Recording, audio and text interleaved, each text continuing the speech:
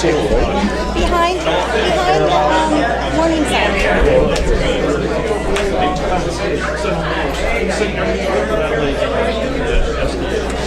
Cops outside. There's a bunch outside too.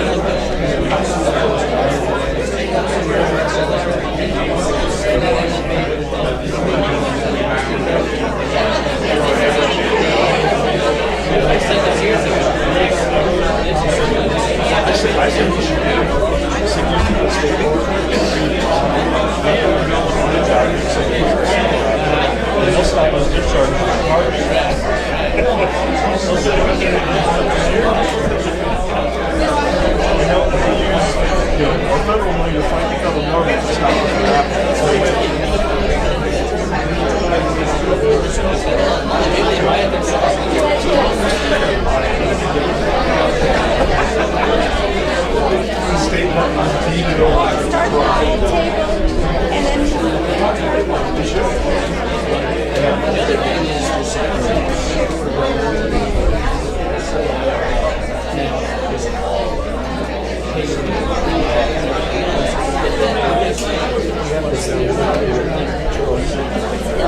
it's filming a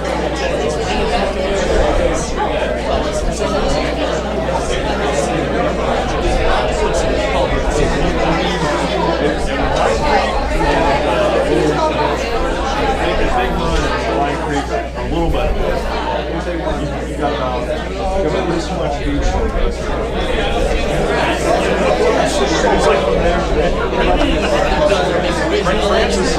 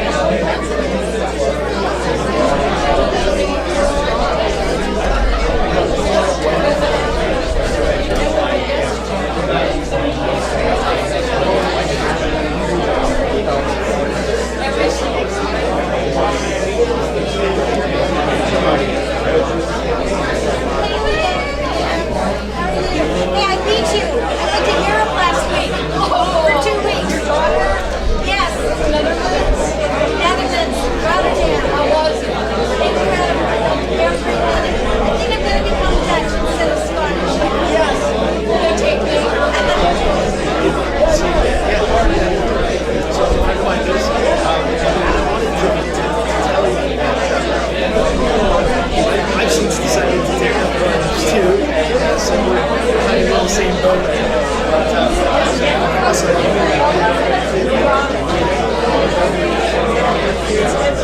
Right, yeah.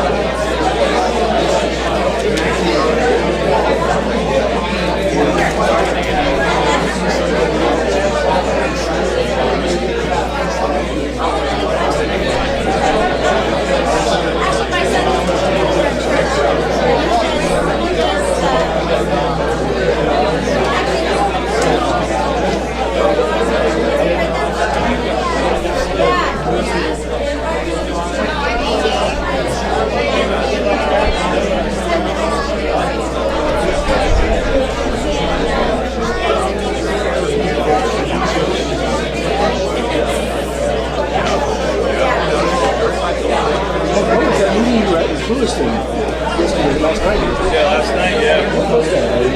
That was the meeting they're gonna have today.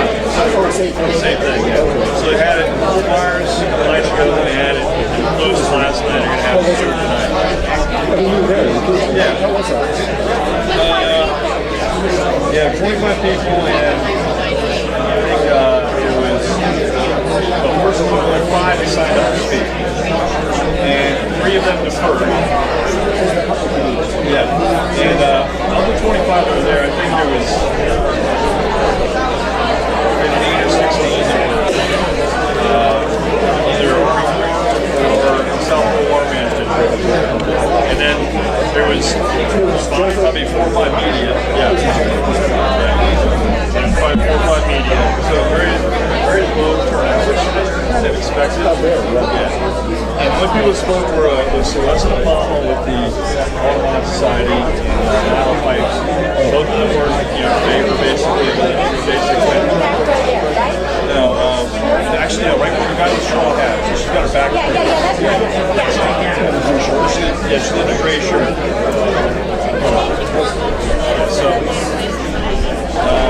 So it's like a lot of factors. Yeah, not a bad. I wanted to go because I wanted to make sure it's all.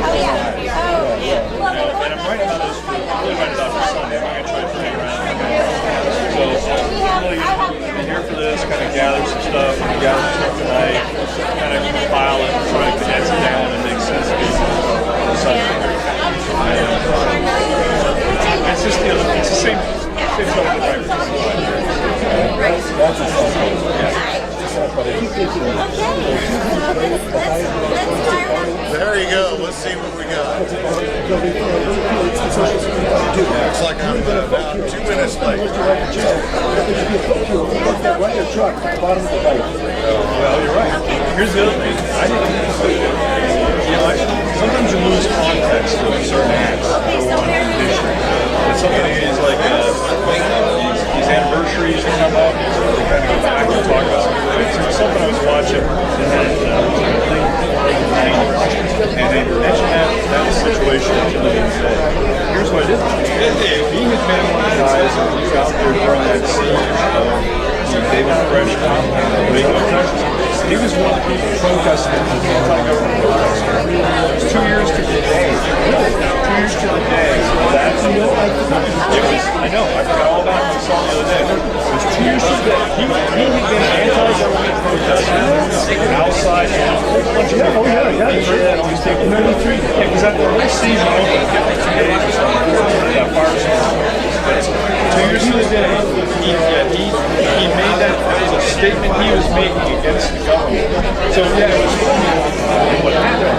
Because it did the daycare and a lot of stuff. It was a census act and all that stuff. He was doing that led to that, and we did a lot of that. I agree with you. So the same truck parked it. You can park it down there by South Bay. You would harm one person. There's 9 miles of dike, but there's turn to face south. There's not a For 30 miles. That's on the right. My goodness.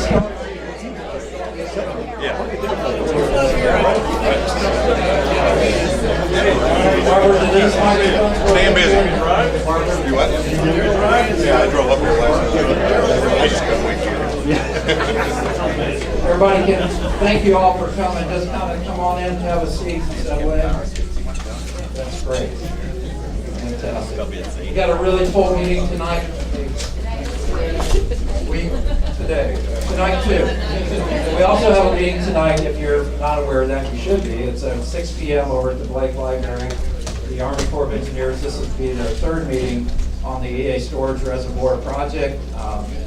Central Everglades Planning, so it'll be over at the Blake Library, 6 p.m. They do a presentation, they're open forum, they have questions, a lot of people there to talk to you. So, but we are glad today to have the Army Corps with us. We had actually planned this a little while ago, and knowing that we're probably in the wet season, probably going to have some discharges at home, here we are. My name is Mark Perry, I'm the Executive Director of Florida Oceanographic, and I'm chairing the meeting today. We've got some people on our leadership team and group and board is Jackie Thurl-Lippish, George Jones, and also Charles Grondin. Thanks for being here. We have several members. We have over 103 member organizations that are represented. So what I wanted to do is just to kind of have the member organizations briefly stand up, just say, you can stand up right now, and then we'll go down and just state your name and who you represent, and that way we get a count of our organization reps. So all the member organizations just stand up, and I'll start up here at the front with Marty. Marty Baum, Indian Riverkeeper. Todd Weissing, Lighthouse Point Code. Jim Harder, George Firearms. Kenny Hinkle Jr., VP Rivers Coalition Defense Fund, President Indian Riverkeeper, and representing the River Warriors. Great. Going down that section. Thank you. Cheryl Bryson, Venture Free Community on Hutchinson. Thank you. Jeanette Hartzell, St. Lucie County, League of Women Voters. Linda Grand, American Association of University Women. Richard Earth, Harbor Ridge Yacht Club. Great. Jackie Transinger, Martin Deconservation Alliance. Well, you better watch out. You know who goes first. Democratic Environmental Caucus. Hi, Paul. Greg Ron, Guardians of Martin County. And I'm Marcy Pittman from the Coast Coast Unitarian University Church. Welcome, Marcy. Regina Wood, the Martin County, Florida Native Plant Society. Ray Custer, Four Winds on the River Condo Association. Hi, welcome. I'll bring up one for you. Joanne Swan, St. Lucie Sailing Club. Thanks for coming. John Mallon, Chuck Bogle, Bosch homeowners. John, Bob, Harbor Yacht Condominium. up here in front. Alan Herskowitz, Sailfish Point VOA. Jerry Snyder, Circle Bay Yacht Club. Sherry Anchor, Conservation Alliance of St. Lucie County. Great. Charles Grandy, President's Council of Hutchinson Island. George Jones, Orca. Jackie Turlow, Lippish, River Kids. Great. Anybody I missed? Thank you all for coming. Look at that. We've got a great representation. Look at that. These people who about the river, some of you have been members of the coalition since we started in 1998. I mean, this has been going on now for quite a while. But we've got a lot to do and a lot to be concerned about, particularly right now in this time. I do want to just briefly recognize also, thanks to our city commissioner, Nick Blunt is here. Nick, stand up. Thank you very much. Let's give him a hand. Appreciate the city of Stewart providing us a space here to have the meetings, and also wanted to recognize some of the representatives, U.S. and state representatives that we have. We have their staff here today. I believe we have Greg from U.S. Senator Rubio's office. Greg, thanks for coming. John, also from John Haddix from U.S. Representative Mass' office is here. And we have Emily from Representative Harrell's office, from State Representative Harrell. Did I miss anybody who is here representing? We also may have Brandon Tucker, who's the governing board from the Water Management District, come in. He said he might be coming to the meeting as well, so that'd be great. We're going to get into our agenda and start talking about it. I had a couple of opening comments, mainly that the algae bloom is on, and it has been on. I took this sample this morning out there. It's at the S80 structure, St. Lucie Lock Dam. It is very, very thick, and it's very, very noxious, and it's not healthy. And the situation that reminds us of 2016 or 2013, and as you've heard me say before, this goes back to 2004 when we first started to see these algae blooms in the lake that have now come into the estuary. Prior to 2004, I've lived over 50 years in this area, have not seen this situation before. So this algae bloom is relatively new to our area, but it is very, very dangerous, very important to know, that where it is, how bad is it, how toxic these can be. There are warning signs that are posted that you've seen up. There are also health warnings that are coming up, and on our health system, I want to appreciate what the Martin Health System has done to post these. You might have seen these in some of the areas when you go to a clinic or checkup. This is asking if you have these symptoms, and if they are affecting you, you need to report them. And recently on the calls, the weekly calls, we learned from the State Department of Health, they're issuing information sheets, fact sheets. Rayanne Wessel from our West Coast has sent them. I have some copies. And we have some copies. Diane from Martin County has some copies over here on the table. So be sure you become informed about this situation and where it is and how bad it might be in your backyard right along the estuary. And to do that, I just want to have a quick comment from the CEO of Martin Health Systems, Rob Lord, is joining us today. Please give me a thank you for a minute or two, Rob. Martin, know me, didn't know a minute or two, my goodness. I am here in my official capacity as the President and Chief Executive Officer of Martin Health System. I'm also a lifelong resident of this community. I consider myself the luckiest man in the world to have this job in my hometown. While I'm an avid fisherman, and I love the environment, and I cherish this highly diverse biological Indian River Lagoon and St. Lucie River, I'm not here to talk about fish or animals or the environment. I'm greatly concerned about the impact of blue-green algae on the environment, but I'm more concerned about the impact it can have on human beings. I'm also not here to shoot the messenger, by the way. I just want to make an observation. Lieutenant Colonel Jennifer Reynolds is here on behalf of the Army Corps of Engineers. It takes courage to come here today and do that. Yes. Excuse me. Hold on, wait 1 second. I want to say something. Lieutenant Colonel Reynolds has served our country in Bosnia, Kosovo, Afghanistan, and Iraq. Received a bronze medal among many other honors. Just look her up on the internet. She deserves your respect today. Please give her that.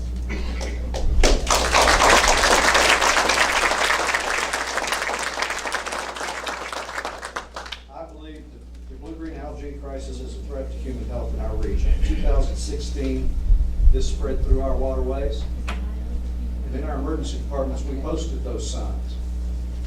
We had to. It reminded me a little bit of what we did with Ebola. Have you been in contact with the water? Have you been near the water? Do you have respiratory problems? Do you have infections? 4 emergency departments saw numerous patients, and we did screenings and precautions, taking a similar approach, again, to what we did with some of these other conditions that received national attention. We posted those flyers in our emergency department, and we saw respiratory problems, nausea, vomiting, skin rashes, coughing, shortness of breath, gout, aching joints, limbs. And we are a healthcare system. We are not a scientific research institution. We treat people, cure them, and try and get them back home. We call it treat and street. We try and get you home. We're not here to conduct studies. We're here to cure it.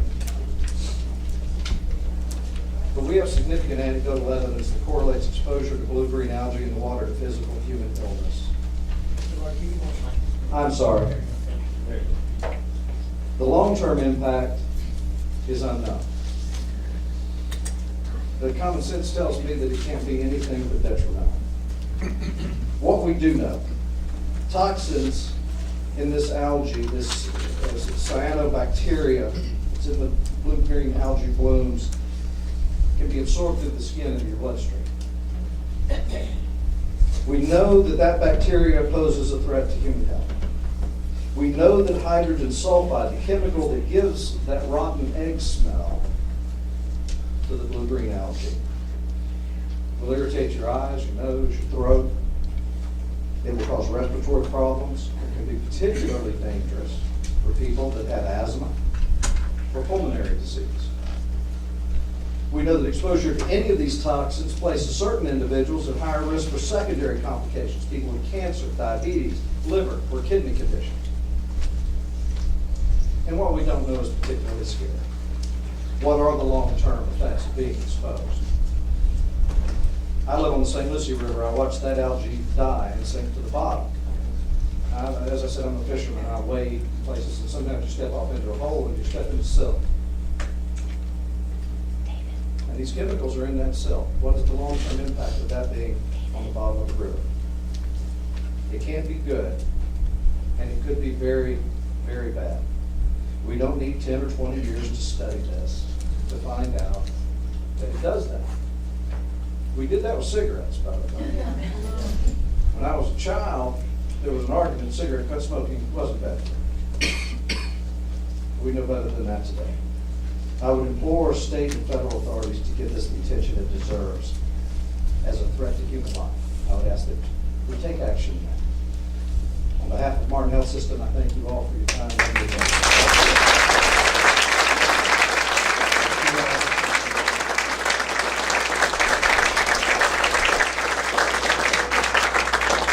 We are very glad our health systems locally are on top of this. Thanks. We want to get into the agenda. We have the River Kids and our Speaking Bureau update real quick, and then we'll get to our featured speaker, which I'm excited about. But just prior to that, I want to recognize one of our true champions who was passed on this Monday, Carl Wickstrom. You can sit up on the days. Go ahead. I know Carl since 1998. And Carl became a member of our board of directors at Florida Ocean Graphic back then for 15 years. He served on our board and honorary trustees for the last 5 years. But knowing Carl, we used to have lunch all the time. We used to talk these issues. We've championed things. We've gone to DC. We've gone to town. We've gone everywhere. He's a passionate, you know Carl, he's a passionate, enthusiastic, tenacious, never gives up on stuff. And we're just so glad that he was around to help us champion these efforts through. So I think Florida Sportsman did a tremendous job in recognizing him in this June issue. But I know that you all have your own recognition and testimony. I encourage you to write a letter to the editor to recognize his efforts that Carl has given to our community. I appreciate his, and I think I've been in touch with the family. Blair said that soon, the next couple of weeks, they want to hold a service here locally. So let's all stay tuned to that and recognize and celebrate his life for that too. Right now, we're going to hear from our River Kids, and that's next on the agenda. They went up Lagoon Bay this past Tuesday, and I think we have some exciting news from one of the River Kids. And Kenny, you going to come on up and say a few words? Actually, I'm going to send my daughter up. Well, come on up.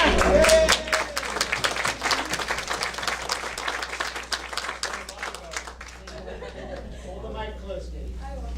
Hello, my name is Katie Hinkle. Today we will be representing the River Kids by talking about our trip to DC, and more specifically the second day of our trip. The first thing we did was have breakfast with Congressman Brian Mast, and the things he said was that he was pleading for the water to be sent south, and that he needed Washington to react to what was happening down here. The second meeting we had was with Congressman Garrett Graves, and what he was preaching was that whatever Congress does, our generation will be impacted for years, and it is very important that we get the opportunity to enjoy the water.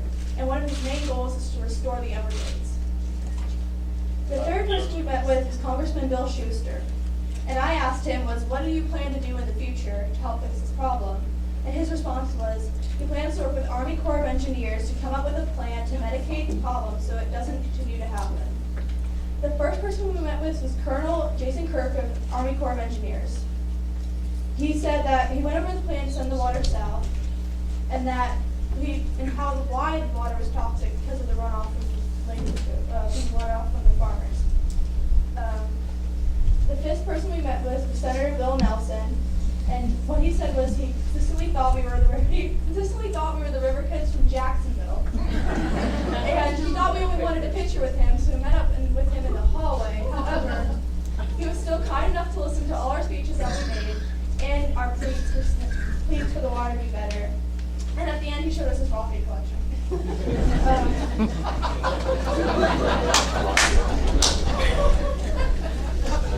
sixth person we met was Senator Marco Rubio. We were sitting outside for a while. We talked to his his agricultural advisor for about 30 minutes before we showed him. Disheveled, half an hour late, but it made it more real as a person. And he was talking about pulse discharges, how we needed more of them to send the water. We needed more of them for the water wouldn't be as catastrophic damages as we have now. And well, it was very interesting. I think it was a very fun experience. I'd never been to DC before, so it was something new.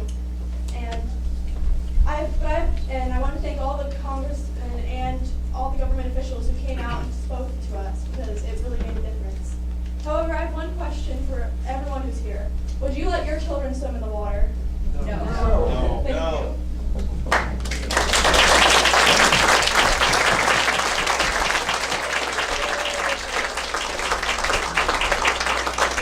That's the next generation. So we're handing it off to the Tons and you guys to help get this effort. And they do a great job. I've seen them up there in DC a couple of years back when we had a panel discussion up there and we kind of smuggled some of this into the But I see Representative Mass has done a great job. You've seen videos on there also, or Senator Rubio has done some work to help things. But Representative Mass has really put the questions to the core. And we're going to hear from the core initially, which is great, and then we're going to get to hear from him again later on, perhaps too. So, quickly, Todd, you had anything from Speakers Bureau, real quick, and then we're going to get right to it.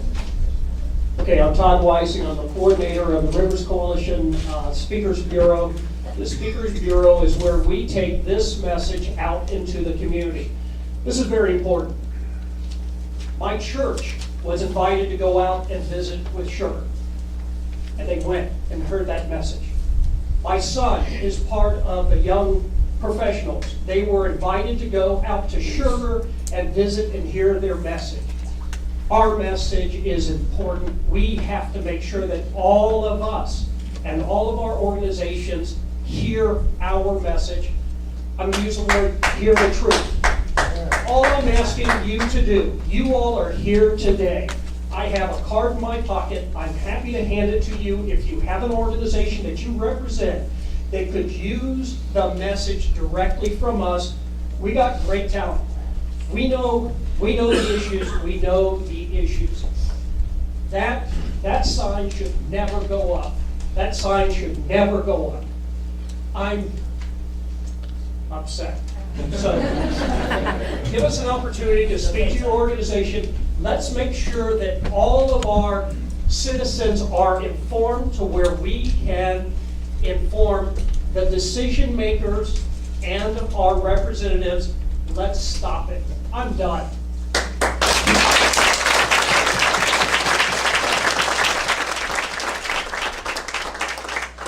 So it's great. I appreciate that. If you do have somebody, get in touch with Todd directly. We're going to run right now into our special presentation from our special presentation speaker, and that is Lieutenant Colonel Jennifer Reynolds.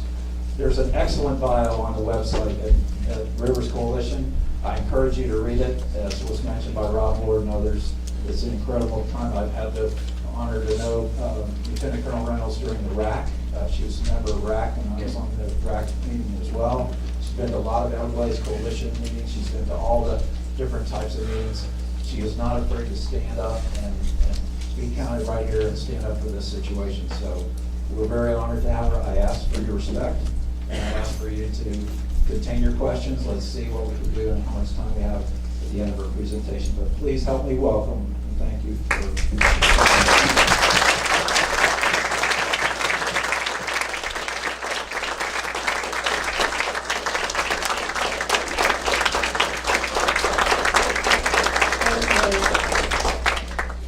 Thank you very much for inviting me to come and speak.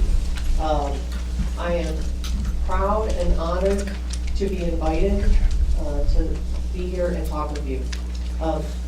I don't like this format where I'm up here. I think these conversations are difficult, and I think it's better to have these conversations in smaller groups.